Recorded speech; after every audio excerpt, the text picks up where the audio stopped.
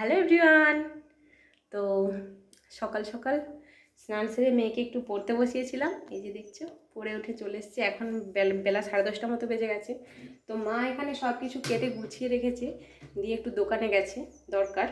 তো কি কি রেখেছে কেটে তোমাদের সঙ্গে শেয়ার করব, তাই এলাম। তো এই যে দেখো এখানে রয়েছে সজনে ডাঁটা। আজকে তোমাদের বলাই হয় না, আজকে শনিবার, আমাদের নিরামিষ। তো এই যে সজনে ডাঁটা, আলু, বেগুন, টমেটো দিয়ে একটা ঝোল হবে। আর এখানে দেখো বরবটির সবজি হবে। বরবটিটা সবাই খায়, তাই একটু বেশি কাটা হয়েছে।